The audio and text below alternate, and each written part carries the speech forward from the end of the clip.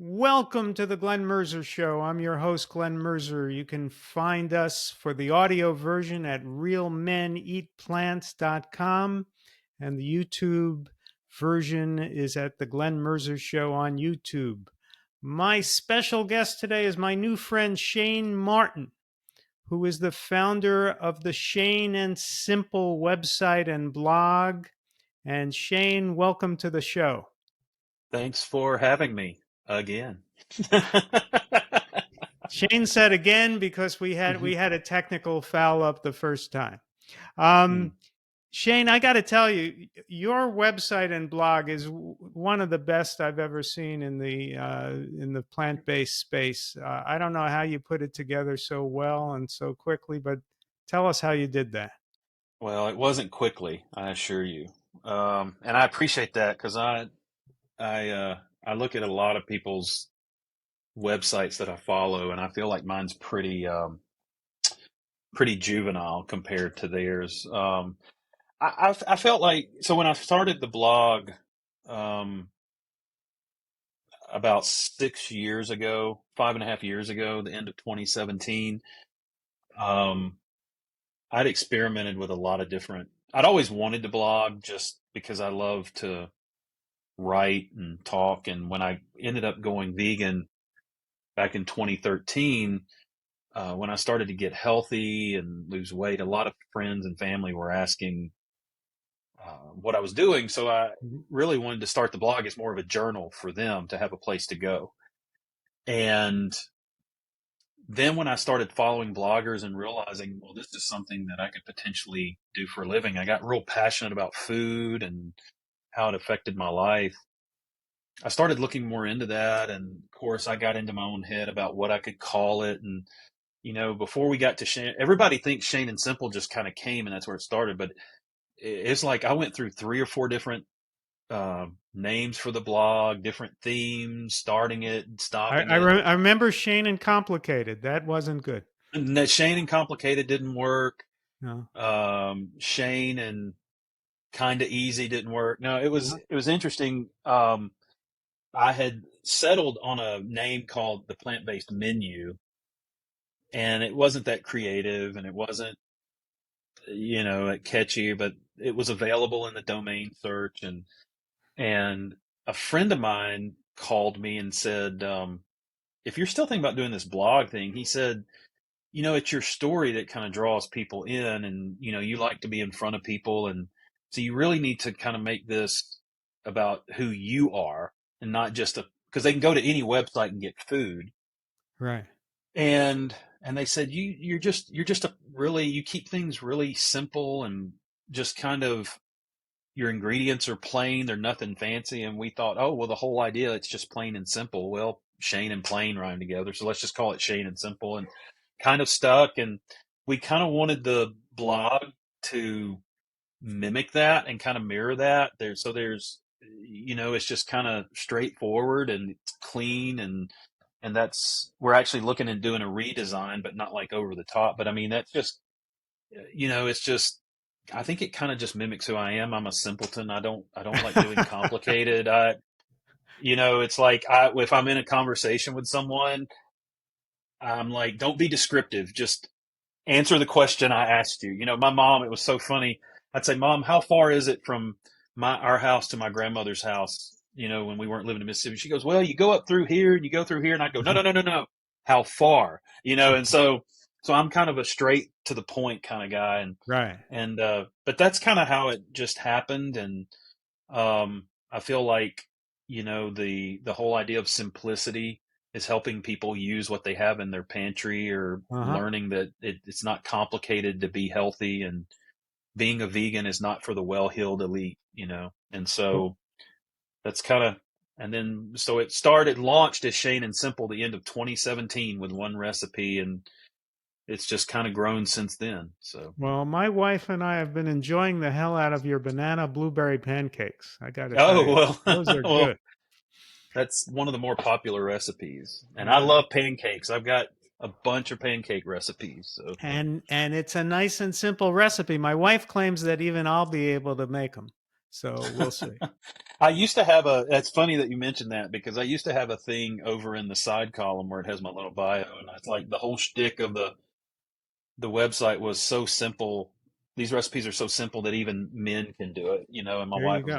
my wife was like, I don't know about that. So I took it off, but Now, I want to tell our listeners and viewers that you have a couple of announcements we're going to make later in the show, some big news. We'll get to yeah, that later. But first, let's get to know you. sure. Where are you from? So I'm originally from a little town in Mississippi, right above Tupelo, the birthplace of the King, Elvis Presley. So I'm about 20 minutes north of where he's from, a little place in Boonville, Mississippi. But um, I left when I was probably 16, and I uh, was gone for about 30 years and made our home in Charlotte, North Carolina. Mm-hmm. Moved around quite a bit, had some stints in Georgia and Alabama, but Charlotte had just become our home. We love North Carolina, and then actually moved back to Mississippi about a year and a half ago. Two kids were in college here, and then just had some aging family that we had not been able to be around for a while. And because I do the blog and my wife is a freelance graphic designer, the housing market was going crazy. So we were like, if we're going to do this, we need to do it now. So we sold our house, moved back to Mississippi, and been renovating a house for the last year and a half. And we'll never do that again. But so that's been an Are you adventure in and of handy itself. yourself? Yeah, I'm pretty handy. I like Uh-huh. to build things, and I've had to become way more handy than I ever thought. But Mm-hmm. yeah, so we're kind of on the tail end of that renovation and trying to finish that up. But yeah, so originally from Mississippi, but kind of made our home in North Carolina and moved back to Mississippi for a season. That's where we are now. And career-wise, you're also a musician.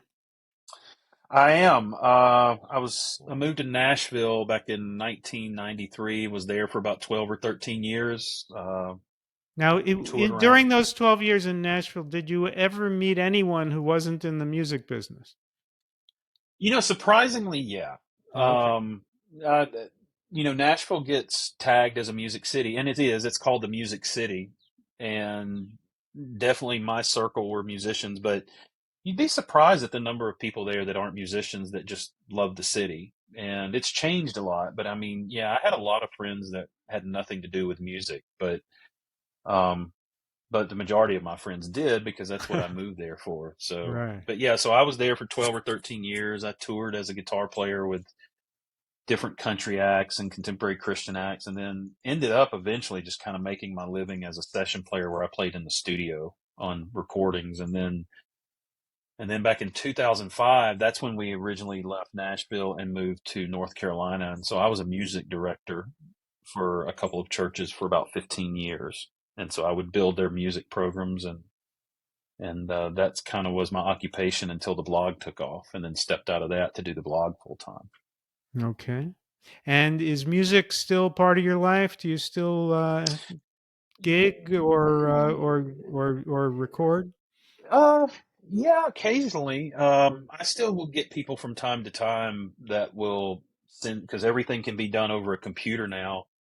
Um, Recently, as a few months ago, somebody sent me a track to play guitar on, and I loaded it in my computer, set up my little interface, played the guitar parts, sent it back to them, and they put it on a record. And so Mhm. I'll do stuff like that. I mean, I've got some local musicians here that I like to sit with and play with. So, and all my kids are artistic or musical in some way, and so we have music going constantly. And so I tell people, like, a musician is not something you learn to be; it's just kind of who you are. And so it's never going to not be. I don't play as much, but there's always music going.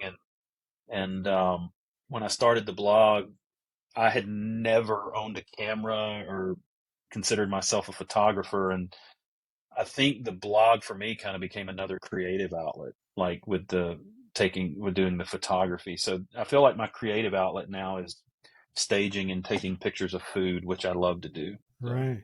Now, you mentioned all your kids in there in one sentence. I Hmm. have seen pictures. Yeah. There are five of them. Yeah.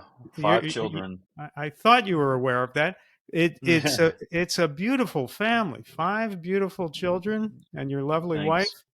Oh yeah. Um, and your daughter just graduated from college, right? Yeah, my oldest, she graduated from Mississippi State University, and my son is a sophomore there. But yeah, so last week was kind of an emotional week, and Yeah. um, yeah, it's really interesting because we've had these five kids, and our two, like I said, our two oldest are in college, and I'm the crier in our family. I'm super emotional. I'm super affectionate, and I think 6 months before my oldest graduated high school, which we homeschooled at the time. And so when we had her big ceremony, and I think for 6 months I cried like a baby just thinking about her going off to college. And my wife and I joke, I'm a pre-griever. My wife is a post-griever, kind of, and so we kind of help balance each other. But it was really interesting. Yeah. So she graduated college last week and it was super busy, and we had some family come in, and I couldn't believe how different the college graduation was from the high school graduation, because now you're kind of learning to be the parent of an adult. And Uh-huh. she's actually starting her adult job today. Wow. And Congratulations. so yeah, so she's it's just interesting, and so um, I feel like she's becoming more like our friend and still our Uh-huh. daughter, but and so it's a great season. It's an exciting Yeah. season, and but yeah, so she just graduated college, and then we've got two in high school, and then our youngest, Millie Jane, is still home. We still homeschool her, um, and then, but like I said, one college graduate and one in college. So it's crazy, man. Yeah, but it's good. It's good crazy, but it's crazy. So. Tell us the story of how and why you went plant based, and how many years ago that was. Yeah, so it would have been 10 years ago, just this past January. It was 2 weeks before my 40th birthday. And I grew up, like I said, in Mississippi and was very athletic, actually went to college on a football scholarship. So I never struggled with being overweight or anything like that. And, and didn't, I mean, I guess I was considered healthy just by appearance, but we grew up on what I call the SAD diet, the Southern American diet. Where here in the South, pork is a seasoning, it's in everything. Um, but after I got out of college and moved to Nashville and wasn't made to work out, that's when I gradually started to gain weight. And so I moved to Nashville. I weighed like 185 pounds. And by the time I was 26, I got married when I was 26. And by the time I got married, I weighed 240 pounds. Wow. And then started working in the church, and then about 10 years ago got up to almost 300 pounds and was struggling with diabetes and heart How tall are disease. you, Shane? About 6'1". 6'1", not quite tall enough for 300 pounds. No. And my family had a history of just stroke, diabetes, heart attacks, and And why and do you you know think all you that weight was coming on? Were you eating differently than before? oh I'm a foodie, so it wasn't that I was eating differently. I just was eating way more of it, not exercising, not, Hmm. just, and I feel like I'm one of those people that have an addictive type personality. So when I find something I like, it's just, I can overindulge. And, but it was like fruits and vegetables were not part of my diet. It was just meat, meat, meat, potato chips, candy bars, and working for a church, Wednesday nights were like rehearsals or Thursday night. And so I usually would go to McDonald's and literally get like a Big Mac fries and a Coke, and then either chicken nuggets or a fillet of fish. And just that was usually, a meal. And Hmm. um, so I got up to about 300 pounds. And I remember one morning I woke up and I just felt terrible. I was starting to get staph infections a lot. and urinate frequently. And that's when we found out that, yeah, you're probably a diabetic, and staph infections wouldn't heal. And I think kind of the turning point for me is I got one on my leg one time and I could hardly walk. And I remember going to Target to the pharmacy to get the antibiotic, and my leg hurt so bad that I had to get on one of those little motorized carts that you Mm. typically see obese people on when they're doing their shopping.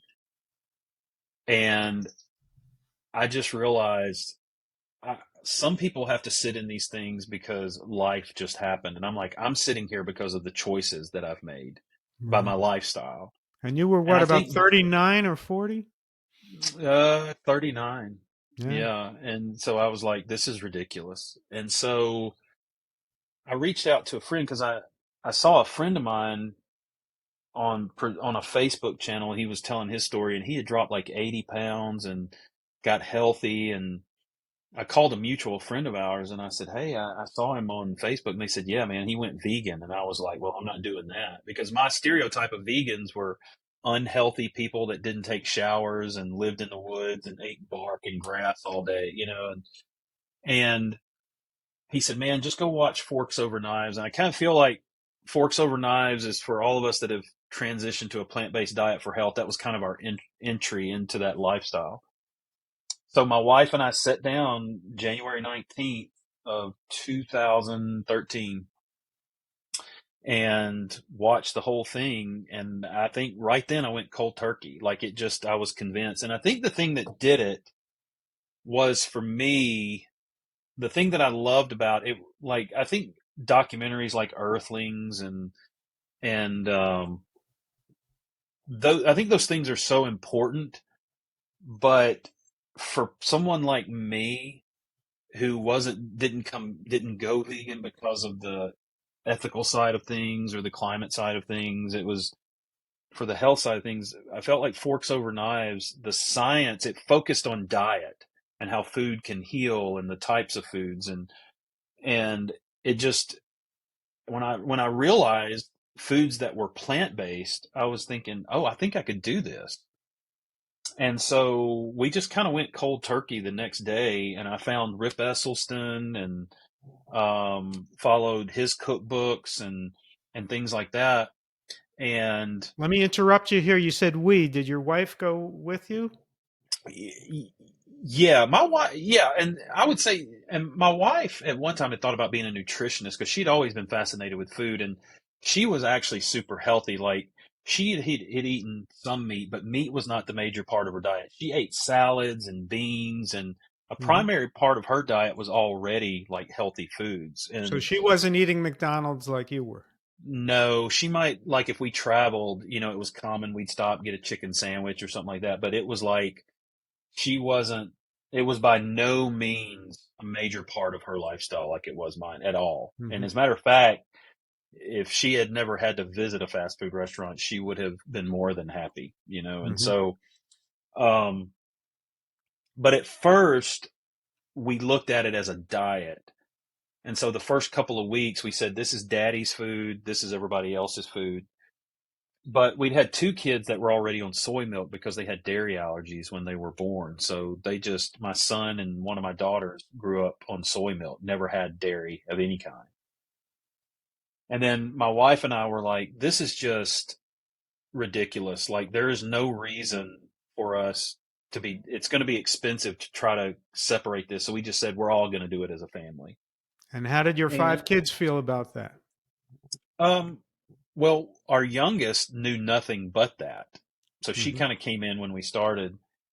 And the younger ones, when we figured out ways to make pizzas without cheese and things like that, they were actually okay. The older ones were like, I want to say,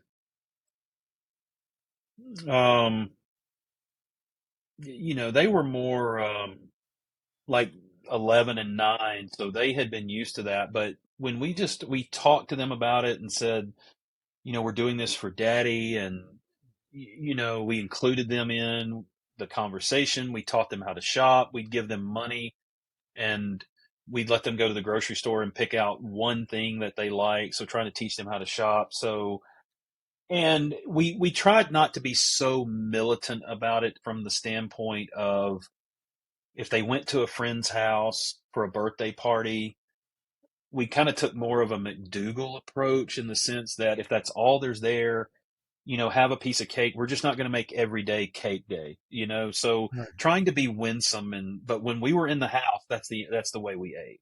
And they Hmm. noticed how much better they felt. They Hmm. noticed how much healthier I was, and so we kind of tried to. That's kind of how we got them on board, and so um, but I mean, it had its challenges like everything else, and it was even challenging for me because I was learning to cook a different way and eat a different way, and so we just felt like the best thing we could do is be honest with them and say, hey, mom and dad struggle with this too, and until you kind of get into your routine and it just becomes an everyday part of life. But overall, it wasn't. I tell people it wasn't.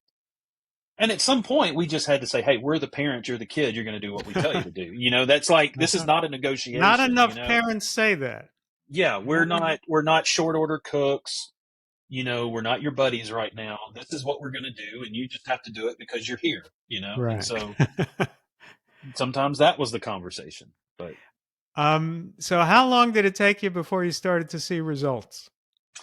the first man, the first week, I could tell because I was super overweight and I was eating a ton of calories. I remember the first week was the hardest just because you're changing your diet, you're changing your palate, and you're trying to break a lot of habits. But I think in the first week, I think I dropped like 8 pounds or 10 Uh-huh. pounds, something like that, just because I'd cut so much oil and fat out of my diet. Um, but I want to say in the first 2.5, 3 weeks, I dropped like almost 20 pounds. Uh-huh. And I could just tell like, wow, that was just great. Within the first 3 months, I dropped 55 pounds. So 55 pounds in 3 months, and how far did your blood pressure drop? Yeah. So before I started, my blood pressure was 153 over 106. My cholesterol was over 400. Had a fatty liver. A1Cs were terrible. Um, and after 3 months, we had a physical for life insurance. My blood pressure, I went from 281 down to 226 in 3 months. And my blood pressure went from 153 over 106 to 126 over 79. And my Cholesterol? the cholesterol was the big one. It went from over 400 down to 199. Wow. And then things In just in continued three to improve. months. But that was 3 months. Wow. Yeah. And so for me, that was the game changer. I was hinging everything on that. I was like, I want to see if what they're telling me on Forks Over Knives and the Esselstyns and the T. Colin Campbells of the world, if this really works. And if nothing has changed, I'm done. And so when I saw that, I went, sold. I'm done. Yeah. I'll never go back. So, Now, as you discovered that this diet works so well and is so healthy and is such a natural way for human beings to live, what did you think about the whole earlier part of your life when you were eating meat and everybody else is eating meat? Did you think, are we all living in a you know in a myth, in a fantasy, that we eat animals and the whole thing is just a national delusion or international delusion? What? um, I would say probably within the first year of me doing what I was doing, I would say probably not that mindset. It was probably more of, I wish I had known this earlier for me. Uh-huh. Um, and I think I still had some of the everybody's got to do what's right for them because, Uh-huh. like I think, you and I talked. I I'm not a person that does moderation very well. I'm an Right. all or nothing type person. My wife, on the other hand, she can nuance things and she does moderation very well. And so, like, for instance, before we started eating this way, if we go to a restaurant and eat, the reason she never had like sweet tea, iced tea, or Cokes or anything like that is one, she just didn't like them. But she would say, look, if I'm going to eat any calories that are useless calories, I'd rather have chocolate cake than a Coke. So she kind of Right. thought that way. I'm like, give it, I want it all, that kind of thing. But, as I got more into it after my first year and just really seeing how it affects everything, um, then I kind of adopted more of that mindset of like, this is, this is a no brainer. Like, why are we hearing, like, if you, like, one of the most unhealthiest places in the world to eat is a hospital, and Right. you see what they bring you or the restaurants they have. And Right. so what I couldn't figure out is, are we just ignorant? Do we know these things and we're trying to hide them because we want to keep people sick, And it's like, I've never considered myself to be one that was a conspiracy theorist, but I'm growing more and more cynical and closer to that every day, It's like, but yeah, so I really started to wonder, like, this is not even questioned by medical science anymore, No, this is and fact. it's fact. And so why are we not making this a part of medical training and part of hospitals and part of, and so I just, and I do think there is a legitimate cluelessness that exists. Like, my son had a physical when we lived in Charlotte when he was like in the seventh, eighth grade. We took him for one of his annual physicals. And I remember the doctor coming back with his results, and he said, "You have a super healthy son, Dad." He goes, and he actually used the words abnormally healthy. And he asked him, he said, "What do you do? Do you play a lot of sports? How you eat?" And my son said, "We follow a plant-based diet at home." And immediately the doctor went from he's abnormally healthy to go, okay, well, let's just be safe. Let's run some B12 test and vitamin D Uh-huh. test and protein test. I'm like, but you have everything in front of you. And so I think for him, it's just, he's just kind of going off protocol and what he's learned. Right. But so, yeah, so I mean, it's definitely become more of, I don't get it. Like, that came kind of later, but this works. Like, early on, it was, this worked for me. It may not work for you. But then I was like, no, this works for everybody, Now, and now so, you're from a small town in Mississippi, a fairly rural area. right. Do you know people? Have you had friends in the animal agriculture business? Um, Not right now. Now, I will tell you, my great grandfather worked in a slaughterhouse. That's Uh what he huh. retired from doing. So, growing up, we always had a refrigerator stocked full of bologna and hot dogs and processed meats of any kind, Hmm. Um, but around here, people more or less consume the animal products. You don't see a lot of, there are like chicken farms throughout the state and things like Uh huh. that, but not really close to where I'm at. So I don't really Okay. know anyone that works in that industry Uh huh. here. Right. Um, I guarantee you, if I found out, we'd have conversations, I mean, Right. but I haven't, either they do exist and they haven't told me that, or I Right. just, but yeah. I've seen images of what they call poultry farmers, chicken farmers, and they have these warehouses, with Hmm. 10,000 chickens in them. Yeah. And I think, how is this farming exactly? They go in at night, they take out the dead chickens, they try to clean up the area, uh, Hmm. and when I think of farming, I think of growing food. Yeah. So thanks to the farmers, we have more food. But when you're in the animal agriculture business, we get less food because they Yeah. feed the grains to the cows, to the chickens, to the pigs, and we wind up with less food. Yeah. So I kind of feel bad for people who are in this business, but I think they're not really farmers. Yeah. It's interesting. So growing up in the little town I grew up in, a lot of and we did grow up eating a lot of a lot of vegetables like green beans, black eyed peas, okra, squash, and things like that, because my grandparents, their property was about 5 acres, Mhm. like where their house was, and their garden was probably 2 acres of that. And so we would say, sorry, there's dogs fighting out in my yard somewhere. Um, um, but so you could kind of say, and my granddad had goats and chickens and ducks and pigeons, he really was a what you would call a husbandman of his animals. Like Uh-huh. he wasn't one of these that raised animals to slaughter. Like he Uh-huh. had chickens. So when we did grow up eating eggs, the eggs came from the hens, and Uh-huh.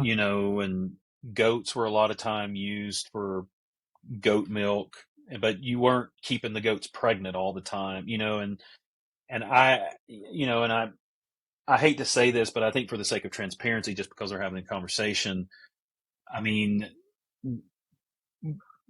I had seen growing up when it was time, there was a pig that was raised specifically that was going to provide the bacon and the sausage. Um, but that was not an everyday thing. That was a once a year thing. And I never saw my granddad take quote unquote pleasure in it. But growing up in the South, especially when you grow a lot of what you eat, those things are just commonplace. And so, um, but slaughtering animals like you see in these slaughterhouses and for animal agriculture, what it is now, he honestly would have been appalled. Like he tended his animals, he tended his stock, he tended the garden and took care of the animals, was out there every day with them. And it wasn't a pleasurable thing to have to do this. It's like they either survive or we survive. And that's not really the argument right now. It's like, you're right. It's like, they're feeding all the grains and all the food so they can grow the animals. And we even know now that they're even having to give cows B12 supplements because there's no minerals in the Right. where they're grazing. And so it's just completely different than what it was. And it's not about farming anymore. And as a matter of fact, you can almost make the argument that farmers are a dying breed because their land's just being consumed by um, animal agriculture. And I'd Yeah. almost make the case, and this may be another topic for another time, but you can almost make the case that people like Bill Gates and others that are buying up all this land to make these fake meats are not helping them out anymore, because it's like they're running out of land to farm to grow vegetables and to grow, and then you got Monsanto moving in and taking over and claiming trademark infringement because the pollination carries it over to an organ. I mean, Right. it's just crazy, and it's absolutely sad. And so I almost liked it better the first year I was vegan when I was ignorant of this, because sometimes ignorant is bliss. But then you get awakened to this, and you're going, yeah, our food situation is in deep doo doo. Yeah. I mean, and not We need to encourage small organic farms, plant-based, yes, uh, supporting plant local agriculture. CSAs and things like that. Yes. Yeah. Yeah. Support your local farmers at your local farm markets if you have one. Yes. Yes. Absolutely. And so how many pounds did you lose ultimately? About 100. 100 pounds. Yeah. So, And do you keep monitoring your cholesterol and other health mm, metrics? uh, I'd love to tell you I go to the doctor every year, but I don't. I But mean, you it's don't. like, yeah, I mean, I don't really, I mean, I did. I mean, when I first lost all the weight, I was going to the doctor all the time just because I loved seeing the numbers, but it's Right. like, I mean, I just turned 50 this year. So at some point I'll probably go and and two, it's like you have it with Dr. McDougall and some of these other doctors who say if you sense something wrong, go and then get treatment. But then and it's like then you got to weigh all that out. But I'm not anti-doctor at all. Right. I actually have my brother's a nurse practitioner. I've got two cousins that are doctors, and so a lot of my medical treatment comes from picking the phone up and go, "Hey, what do you think about this?" And they're like, "Dude, quit calling me." It's like so. But no, I don't really. I have no. I mean, I wear an Apple Watch when I exercise and follow my blood pressure and things like that. And it's like, I can't imagine it's going to be too far off, and it always operates in the healthy range. So I don't know. Right. I don't change. I haven't changed anything. Have you So, spoken to your two cousin doctors about your health transformation? oh yeah, they were there on the front end. Like, it's funny because the one cousin is my first cousin, was my dad's nephew, and then my other cousin is his son who became a doctor. And so, um, yeah, I mean, and it's interesting because my cousin's son became an endocrinologist because he was a type 1 diabetic, got diagnosed when he was like 10 years old. So he works with a lot of diabetic patients and he eats fairly healthy. And he actually tells people that are type 2 diabetics, he said, um, he tells them, he said, I can help you get rid of your diabetes right now. He said, most people just, they're not willing to change their lifestyle. And, and so to hear that from him as a doctor, acknowledge that, a lot of it's lifestyle. And, um, I mean, they're very supportive. I mean, they're like, I wish more of my patients would, get on board, you Right. know, so It is amazing to me that people are so resistant to changing their lifestyle with their own lives at stake. People will do anything for their families. I'm sure you would do anything for your five sure. kids. But but if you kept eating the way you were eating, you knew you weren't going to be there for them. Yeah. And so you did this for yourself, but you also did it for them. Right. And what amazes me is that other people don't seem to see that. They're unwilling to make that switch, not only for their own health, but for their families. Well, and I think, and I've thought about that. And I think the more that I'm around people, and it seems like the conversation just becomes, they say, well, that's just right. Everybody wants to talk about moderation, moderation. And I just go, you wouldn't play Russian roulette in moderation. Hmm. Would you play Russian roulette once a week as opposed to 7 days a week? And you probably wouldn't. And I like Dr. Esselstyn's. He said, a lot of people call this way of living extreme, but he said within the course of the next year, people are going to have an artery removed from their leg and put into their heart.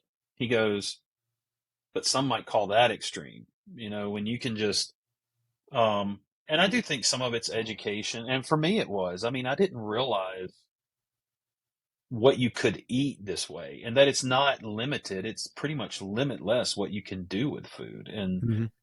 But I do think that when you talk to people about, and some of it's just re-education. I mean, I hate to say it that way, but that's what it is because, you know, telling people that you got to cut right now, telling people you need to cut out oils and you can eat good carbohydrates like whole grains and breads and things like that.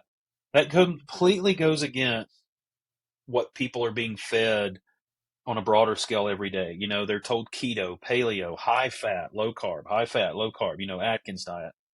And that seems to be the one that has stuck around for a while. But I can't tell you how many people on a daily basis go, I need more protein. I need more protein. I'm like,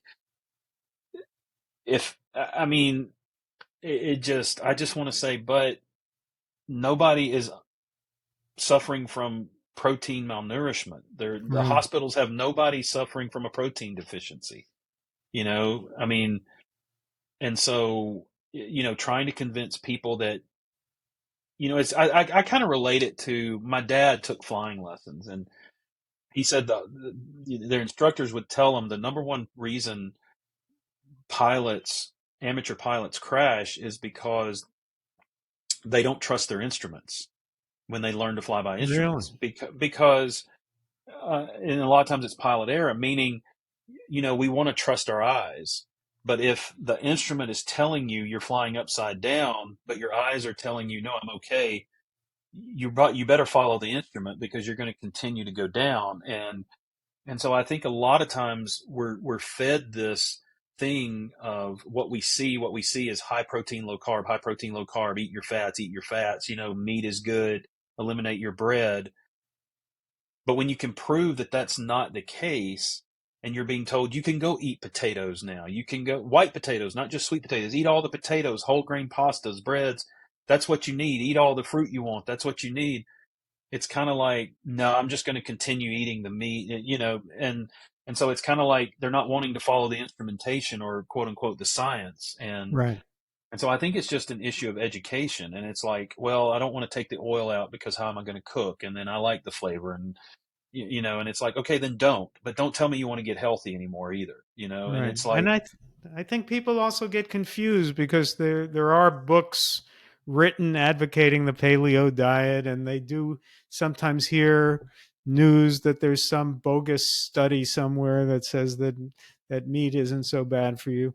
hmm And people just throw up their hands and they say, well, I guess nobody understands nutrition, when the fact is that we understand it perfectly well.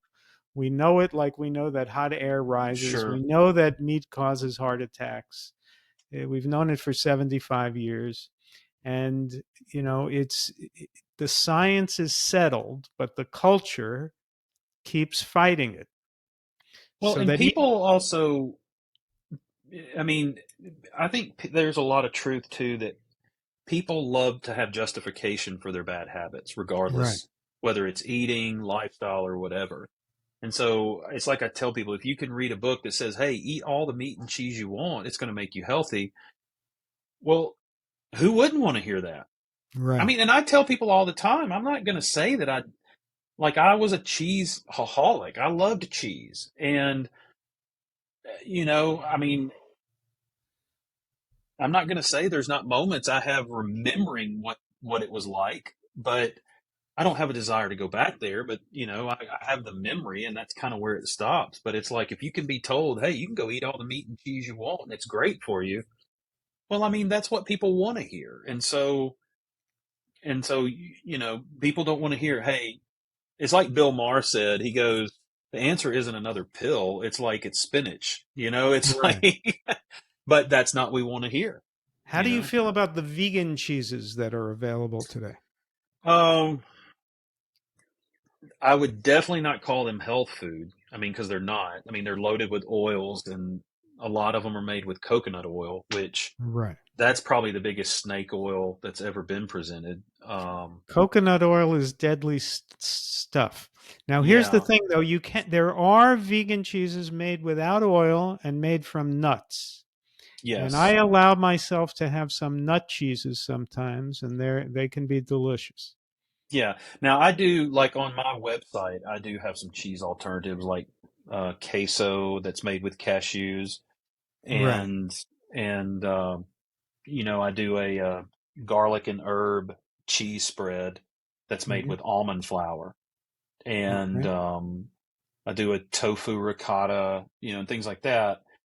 And I think those are fine even in now that's when I would use the word moderation or like special occasions. It's Hmm. like, yes, cashews are a whole food and avocados are, but you don't need to go eating a pound of cashews every day and six Right. avocados. I mean, you can Right. overeat on a plant-based diet, but, um, and I would be a hypocrite to say that I've never tried the vegan cheeses. Like, that's when I say people go, well, what's your cheat meal? And I'm like, I don't really have a cheat meal, but, I would say that, when we've had a 4th of July gathering once a year with the whole family and they're cooking steaks and burgers and hot dogs, I will say there have been times where we'll go and grab some Beyond Burgers or some like an alternative because I don't say they're health food. I just say they're less unhealthy than the meat counterpart because, Right. well, at least there's no cholesterol. But it's just for me, that's a way for us to participate with them, and Right. and but I tell it's not a normal part of our diet. We don't consider like we try to make everything that we eat in the home and but as far as like the cheeses, unless you can find like a oil-free nut-based cheese, um, I think it's great that there are non-animal alternatives. And if people are going to engage in like, they just don't need to be fooled into thinking they're eating healthy just because they're eating vegan food, because that's Right. that's that's not true. Right. I think one of the unfortunate things in our movement is that when you go to a grocery store now and then they're in the refrigerated section, there's like a vegan section often, and Hmm. it's full of processed foods that are made with coconut oil. Yeah. And all you have to do is look at the nutrition information on the label, look for saturated fat. And if some product has 8 grams of saturated fat per serving, That's what I get in 2 weeks of eating. Hmm. You don't want to get 8 grams of saturated fat in a serving. And sometimes what they call a serving might be something that the average person will have 2 servings. So then they're Right. getting 16 grams of saturated fat. That should come with an angioplasty. You know, so this coconut oil thing is just a nightmare.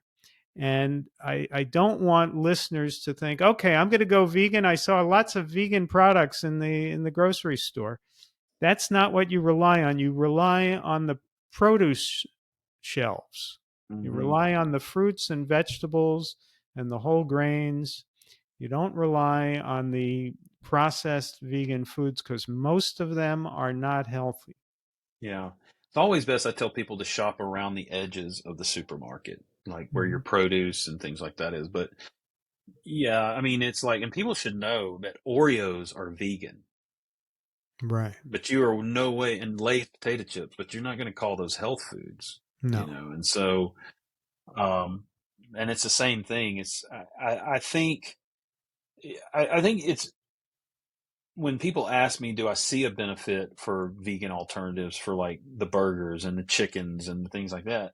And I do say, I think, from an environmental standpoint, I think it makes much more sense to take grains and plant products if you can make burgers and things like that. I do think there's the benefit to the agriculture side of that. And anything we can do to decrease those products coming from animals from an environmental standpoint. But if you're thinking that's going to make you healthy, it's by no means it's not a way to reclaim your health, because if you read the nutrition information, like you said, fat, calories, things like that, it's not much different, if at all, from the animal counterpart. Yeah. And so, Now you live in what's sometimes called the deep south, Shane. What kind yeah. of do you get flack from a lot of people on your diet, or are a lot of people open to it? Um, it surprisingly, I'm kind of like I want to say I'm kind of like I don't want to say like a circus attraction or something like that. No, I found people are like, when they find that, like, coming back to my hometown, I'm running into people that knew me from when I was a kid or knew my family. Hmm. But when they find out what I do for a living now, and it's actually, they're pretty inviting. Like, I would love to hear more about what you do. And a lot of people have been open to it. Like, I want to learn to cook. I think that's the thing that holds me back, learning to cook that way. And um, so I don't find, like, you have some people that kind of like to poke fun at it, but not from a malicious point Right. of view. I mean, they just think it's, oh, you're that guy. And like, if friends around here call me and say, hey, you want to go out to eat? They'll say, I don't know if there's anything there that you can eat. There's a little meat and three up the road here, and a real good friend of mine I've reconnected with, he'll go, I don't know if there's anything down there. I think I can find something. And they're always shocked. Like, they may have a salad bar, so I'll eat off that, and then usually order a big baked potato, and a lot of times they'll just kind of look, because I'll order two big baked potatoes, and I'll eat them skins and all, and so, um, and if I'm going really crazy, I'll ask them to fix me a piece of toast to go with it. And Well, they're you like, do go wild, Shane. I go crazy. I go crazy. You Like, only live once. yeah. So, I mean, so, um, but yeah, I mean, as a whole, I mean, it's actually pretty encouraging, and people are almost kind of like, oh wow, he's kind of like the unique guy in town that does that. But I'm starting to realize there are a few people, like, I'm real good friends with a doctor that's in the area now. He's a plant based. He's a general practitioner, but he's treating people through diet. And that's actually how he found me, because he'd been following the website for a few years, Oh, and a lot of his okay. patients use it. He was using it as a resource. Oh, And that's then beautiful. one of his patients reached out to him and said, I think this guy lives in Mississippi now. And so we've been getting together and trying to work on some projects together. So so I would say it's definitely more common, obviously, than it was. But yeah, there's not really any resistance to it, you know. Great. Well, let's get to the announcements. Shane, you're gonna have a podcast yourself. Tell us about that. It looks that way. Yeah. So it looks like, and we can announce dates and all that later on, but it looks like I'm going to be joining you over at Real Men Eat Plants and being the new host of the Real Men Eat Plants podcast. So There you go. we're, Welcome to the Real Men Eat Plants umbrella of podcasts. yeah, I am super, super, super excited. And, you know, I think the format's going to be a little different. Um, it's going to be exciting. It's going to cover a broad range of topics, and so we're still ironing all that out. And as far as the date of the first podcast, but people should expect that in the very, very near future. And so yeah, I'm super, super excited, and really um, need to publicly thank you because you're a large part of the reason that that's happening. So Well, it's my pleasure, and I know you're going to be a great resource for Real Men Eat Plants. You know, Real Men Eat Plants was founded by Brian Denstedt as a way to address the issue that men are a little more reluctant absolutely. to become vegans than women, Hmm. and to go plant based. And so, not every show will hit that angle. Not every I don't talk about that very often, but I think that you are an ideal candidate to hit that demographic of men who, like yourself, never would have considered going plant based, and then you discover that it saved your life.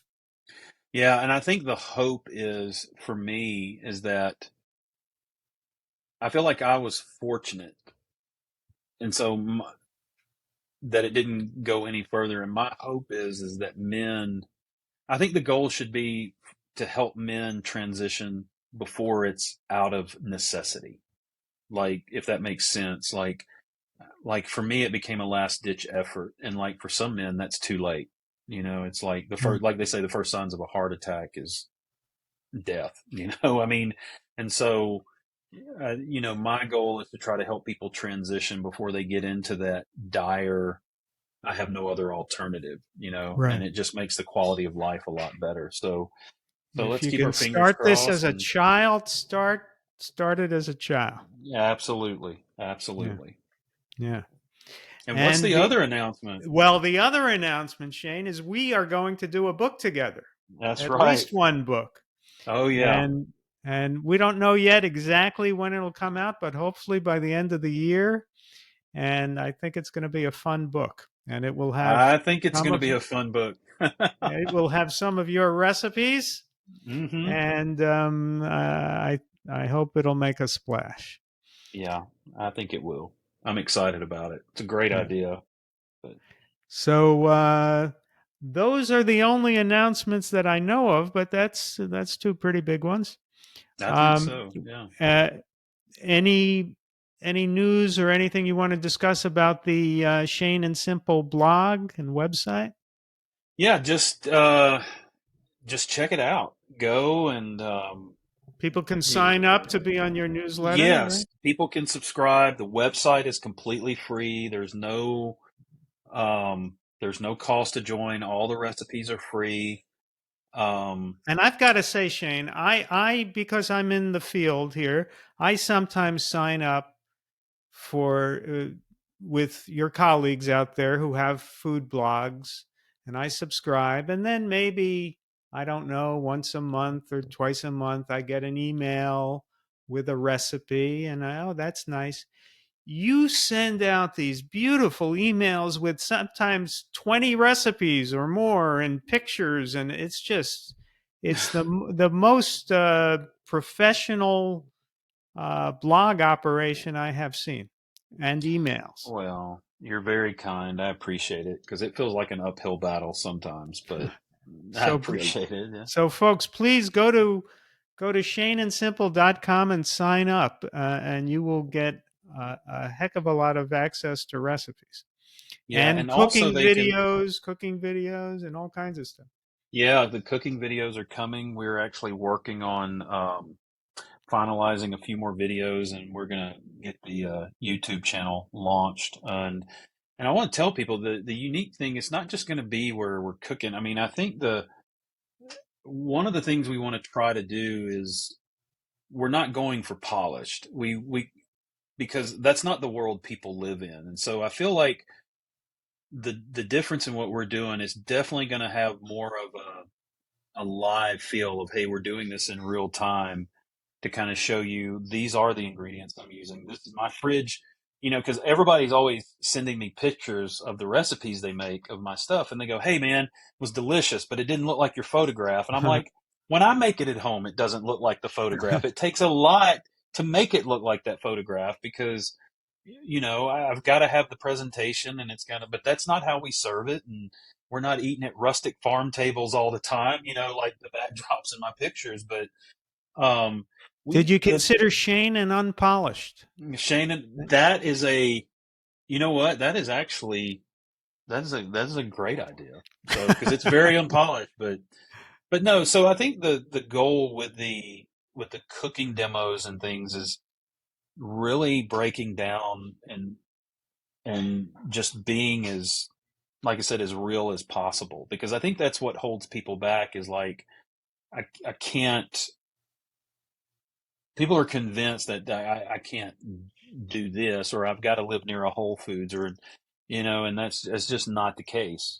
We still buy our groceries at Walmart or some things we do Mhm. have to order on Amazon, but our pantry's a mess and it's not finished and my spice drawer is not like I want it to look and and things like that, but it's I mean that's real life and that's where we are and that's where we want to meet people. And so the goal is not to have some polished cooking show. It's to have a real cooking presentation and just saying, hey, here's what we're doing. And so, Right.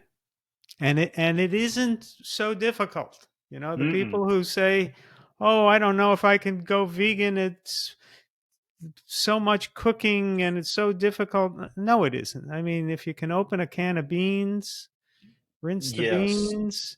If you can yes. boil water, you can cook grains. Oh, Uh, yeah. Yeah. things don't have to be so difficult. Dump it all in a bowl and go. We Yeah, eat there you most go. of our meals are one bowl rice, beans, sweet potatoes, black Right, beans, a little right, salsa, some right. greens. You're good to go. And my wife likes to cook in one pot, just everything. She'll put all the vegetables and the rice and everything in one pot, the beans, and we got a meal. Yeah, that's why I love our Instant Pot is that's I loved it so much I went and bought a second one so we could cook twice as much. Like they're just There you go. I tell people it's one of the best things I have in my kitchen. All right. Well, thank you, Shane, for joining us. Been a And I pleasure, know I'm going Glenn. to be seeing you around a lot. Oh yeah. And we will all be looking for the announcements coming of when the podcast will start, and we will let people know when the book is available. Excellent. Can't And wait. everybody check out shaneandsimple.com. Thank you Please. for listening and watching, and please remember to subscribe, trying to get 2 million subscribers. All right. Thank you. Thanks, Glenn.